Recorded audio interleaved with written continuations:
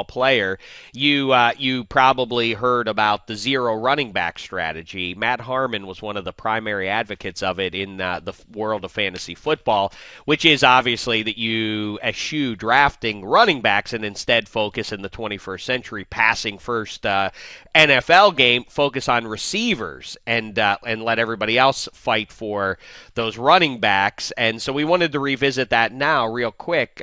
What do you want to do here? Do we want to play the clip first? So roll the tape. Matt Harmon got into an argument here on the DDFP with the Fantasy Hall of Famer, Michael Fabiano. I was ambushed. Let's be clear about that. Either way, he said stay with the running backs, and you said no, go wide receiver. Let's take a listen back to that.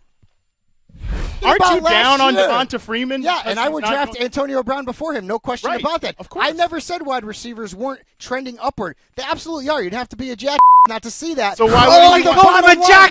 So the bottom line is that running backs are still extremely valuable. Nobody is arguing that. Young running backs who could be great this year, including two behind you, and David Johnson and Todd Gurley.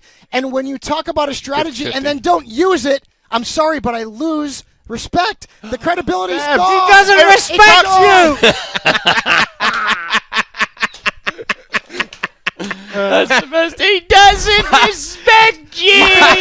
By the way, you know what's also a sad little side note, Handsome? I think you and I were wearing the same shirt. I know. I was just thinking 6 months later. At least some of us have updated our fashion since that was shot. All right. Do you feel like you gained Fabiano's respect over the course of the season? I feel like I care less about that now as I did then. Harmon, double you down. You don't respect him. Double down. It's got nothing to do with respect. It's just, I'm not interested in pleasing All right, people. now weigh in on this then, Harmon. Now the season is in the books, so zero running back strategy. Good or bad?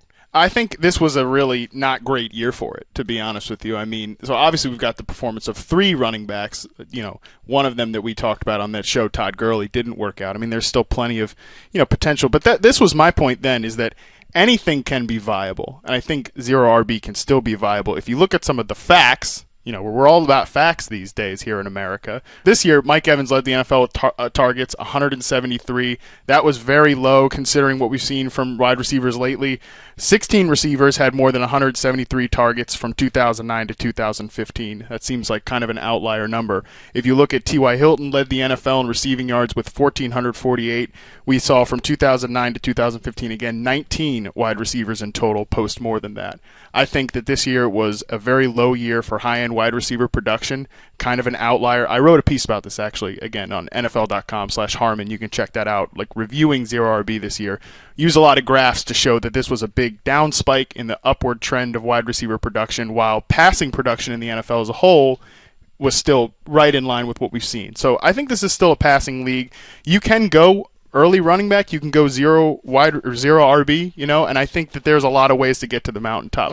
So what are you saying for 2017? So people can start to get their minds right as they drift off into the offseason. I think that we should be open to that. Strategies are not meant to be foolproof. Like, you do this, you're definitely going to win. You have to go running back early. You have to go wide receiver early. I think that what zero RB is an option in your draft. So if you don't like some of the wide receiver running back values when you're picking, you're picking number 4 and all 3 of these guys are gone, you take a wide receiver meaning early. David Johnson, Right. Le'Veon Bell, Correct. Zeke Elliott. Sorry for the listener audience. Right. But, you take one of the wide receivers, then even in the second round, third round, you still go wide receivers. And then that prepares you for what you need to do later in your draft. You try to find those values, like guys this year that you got great running back production late in your draft, like Melvin Gordon, LeGarrette Blount, Spencer Ware, these guys that you could get later on that still gave you similar production. I have one very specific one for you. Who's your number 1 receiver next year? It's still Brown to me. Okay, so Odell Beckham is presumably 2 for you?